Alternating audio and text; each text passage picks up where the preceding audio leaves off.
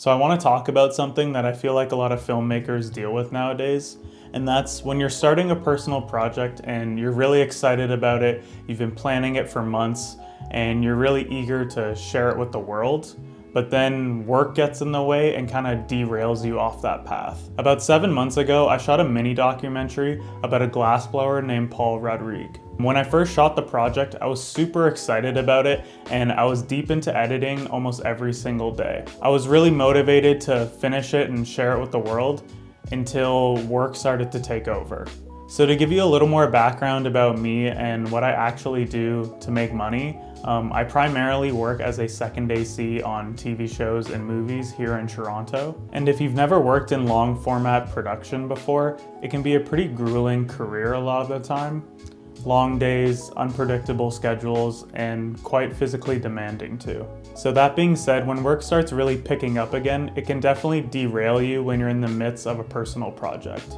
I think maybe if my work was that of like a small production company where you're shooting corporate or brand stuff, it would be a lot easier to stay in that kind of creative mindset, because even though, yeah, you're shooting stuff for like a client and it's probably not the most exciting, you're still like shooting, lighting, editing, and it's just like a lot different when you solely work as a technician. It's different because there's really no creative aspects to it at all. It's purely technical. For me, it almost feels like a switch gets turned on. I'm either in work mode or creative mode, and it can be really hard to balance the two. In the past, when this would happen, I would call it laziness, that I just wasn't working hard enough, and if I wanted to make these personal projects happen, I would make the time. But what it really is burnout. Working 60-hour weeks as a technician is hard, and it doesn't really leave me with a lot of creative juices left in my free time. Passion projects really rely on internal motivation because a lot of the time you're solely the one responsible making something happen. And a lot of the times I feel like we make ourselves feel guilty when we're not working on our personal projects or always pushing them to the side for something else, but I really think that's okay and just like the natural order of things. To me, it feels almost impossible to try and work on something creative when I feel like I'm burning out.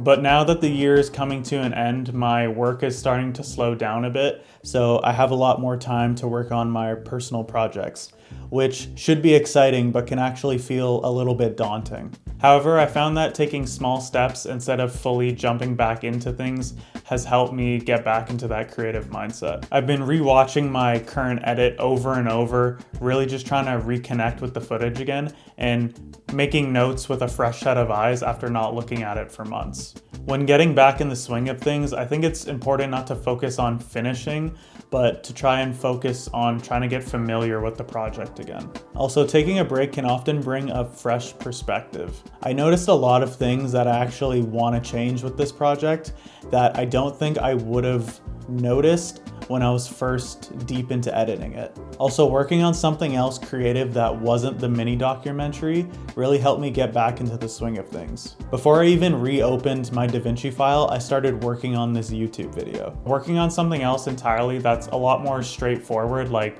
making this YouTube video, was actually really helpful. It helped me really get back into that creative mindset of planning something, shooting it, editing it, and then sharing it with the world. So let me know in the comments if you've ever put a project off for months and what you did to reignite that spark. So if you like this video, like, comment, subscribe, all that, and I'll see you in the next one.